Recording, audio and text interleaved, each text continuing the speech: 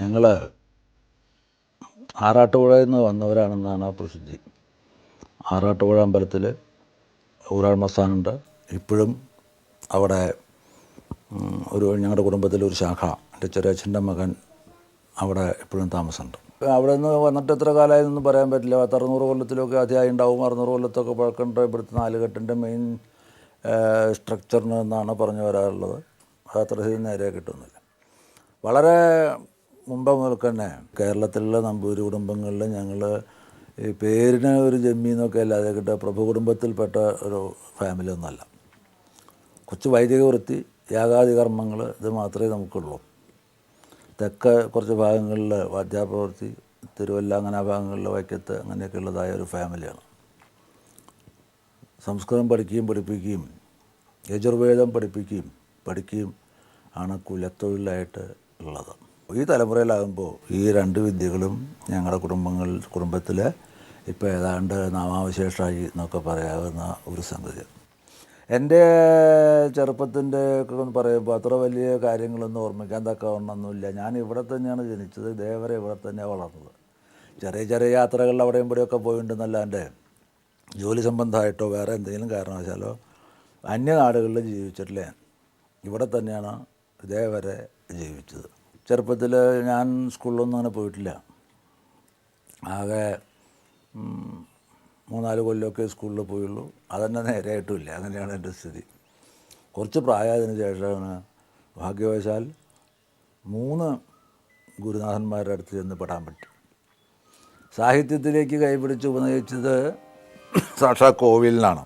അതിനുശേഷം അറിവിൻ്റെ തമ്പുരാൻ എന്ന് പറയുന്ന പുള്ളി 6-ാം തമ്പുരാൻ്റെ അടുത്ത് കുറേ വിദ്യകൾ, ഇന്ന് പലർക്കും ആവശ്യമില്ലാത്തതായ കുറേ വിദ്യകളൊക്കെയാണ് അവിടെ പഠിച്ചത്. പ്രധാനമായിട്ട് പഠിച്ചത് പാലകാപ്യം, മാതംഗലീല.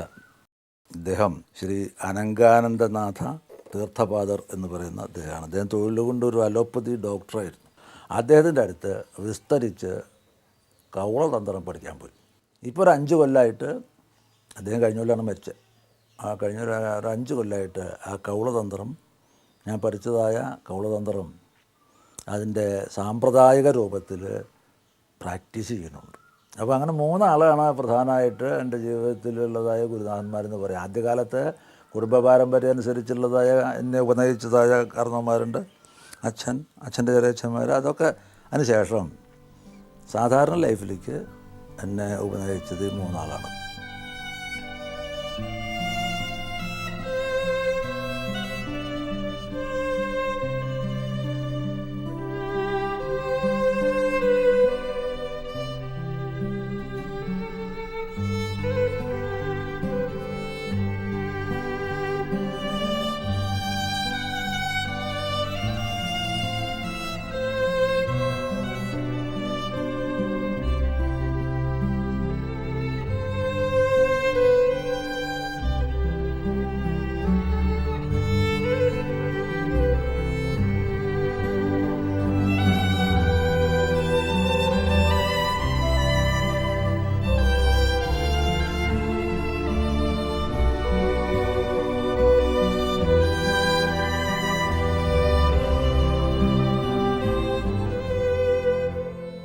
എൻ്റെ എല്ലാ ഓർമ്മകളും അല്ലെങ്കിൽ ദേവരുടെ ജീവിതം മുഴുവൻ ഈ നാലുകെട്ടും ഇതിനോട് ബന്ധപ്പെട്ടുള്ള കാര്യങ്ങൾ മാത്രമാണ്.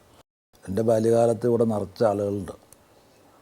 അനവധി കുട്ടികൾ, 2-3 അമ്മമാർ, മുത്തശ്ശിമാർ, മുത്തപ്പന്മാർ, അപ്പന്മാർ, അങ്ങനെ വളരെ വലിയ ഒരു കുടുംബമായിരുന്നു. അങ്ങനെ ഒരു കുടുംബത്തിലാണ് ഞാൻ വളർന്നതും.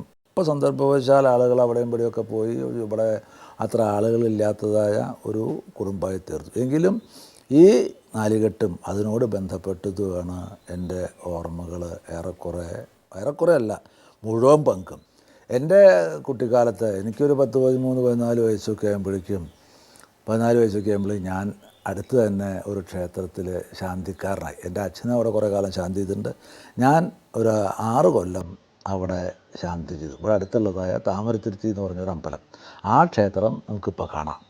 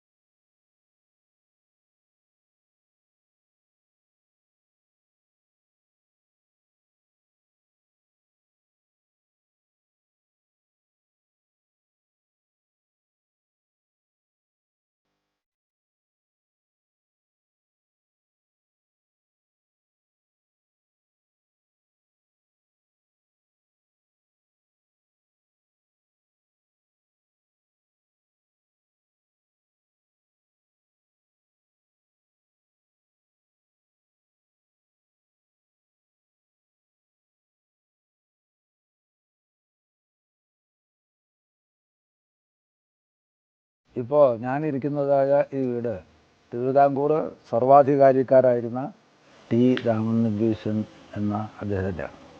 മലയാള സാഹിത്യത്തിൽ ഒരൊറ്റ ചരിത്രാഖ്യായം കൊണ്ട് തന്നെ വളരെ പ്രമുഖവും പ്രാധാന്യമർഹിക്കുന്ന ഒരു സ്ഥാനം ടി രാമനമ്പീശന് ലഭിച്ചിട്ടുണ്ട്. കേരളേശ്വരൻ എന്ന് പറയുന്ന അദ്ദേഹത്തിൻ്റെ ചരിത്രാഖ്യായിക ഇന്നും ചരിത്രാഖ്യായികളിൽ വളരെ പ്രാധാന്യമർഹിക്കുന്ന ഒന്നാണ്. ആ ഈ നമ്പീശൻ സർവാധികാരിക്കാരായിരുന്ന അദ്ദേഹം, ഞാനിവിടെ ശാന്തിക്ക് വരുമ്പോഴേക്കും അദ്ദേഹം പെൻഷനൊക്കെ പറ്റി.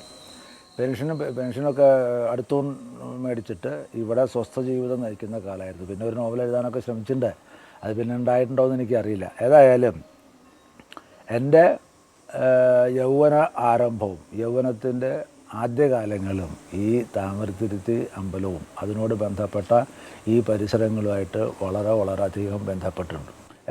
ഒരു പക്ഷേ പിന്നീട് സംഭവിച്ചിട്ടുള്ളതായ എൻ്റെ സാഹിത്യ ജീവിതത്തിനാൽ അല്ലെങ്കിൽ എൻ്റെ ആ തൊഴിൽ എന്നൊക്കെ പറയുന്ന ഇതിന് തന്നെ ഈ ക്ഷേത്രങ്ങളും ക്ഷേത്രങ്ങളുടെ പരിസരങ്ങളും വളരെയധികം സ്വാധീനം ചെലുത്തിയിട്ടുണ്ടാവും എന്നുള്ള കാര്യം തീർച്ചയാണ്.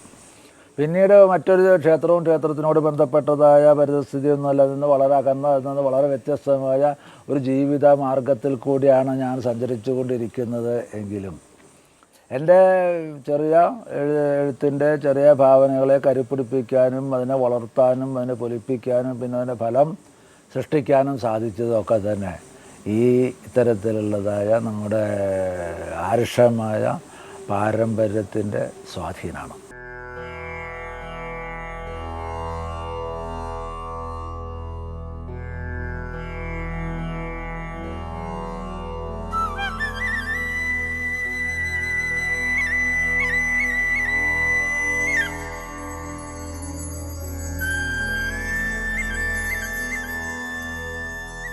എൻ്റെ നിത്യകാമുകിയും പ്രാണപ്രിയൊക്കെ ആയിട്ട് ഇപ്പോൾ ഒരാളുണ്ട്.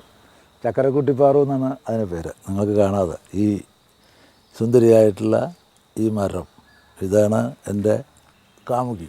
ഈ ചക്കരക്കുട്ടിപ്പാറുവിനെ പറ്റിയിട്ട് ഞാൻ ഇപ്പോൾ ഒരു നോവൽ എഴുതിക്കൊണ്ടിരിക്കുന്നുണ്ട്.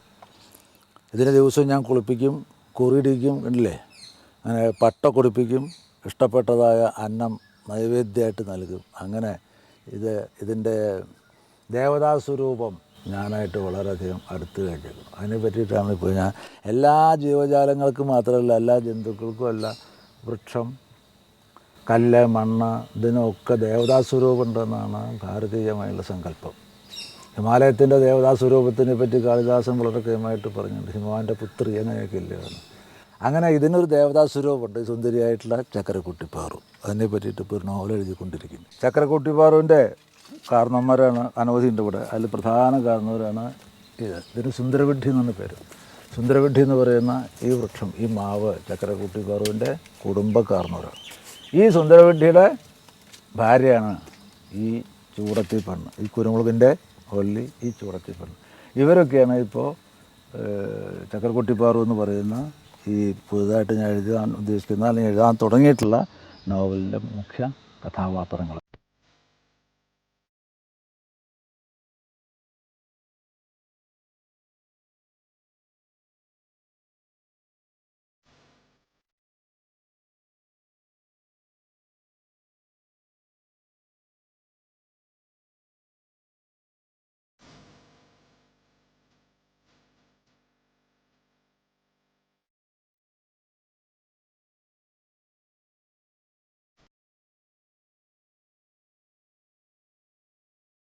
എൻ്റെ അച്ഛൻ്റെ പേര് ശങ്കരൻ എന്നാണ്, മാടമ്പ് ശങ്കരൻ നമ്പൂതിരി.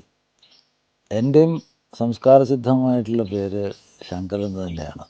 കുഞ്ഞുകുട്ടൻ എന്നാണ് അറിയപ്പെടുന്നതെങ്കിലും എന്നെ ഇവിടെ വിളിച്ചിരുന്ന പേരൊക്കെ കുഞ്ഞുകുട്ടൻ എന്നാണ്. ആ പേര് പിന്നെ പ്രസിദ്ധി.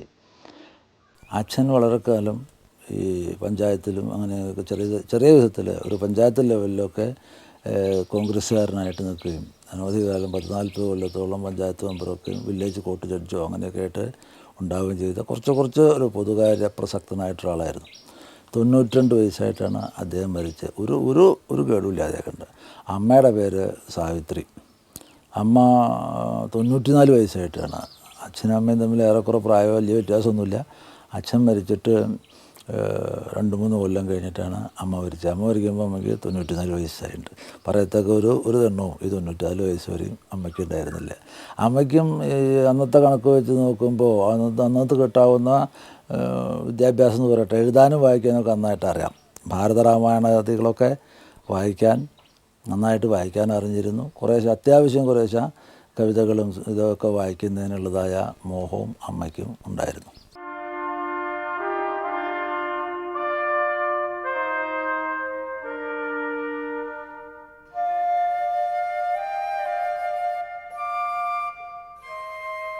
you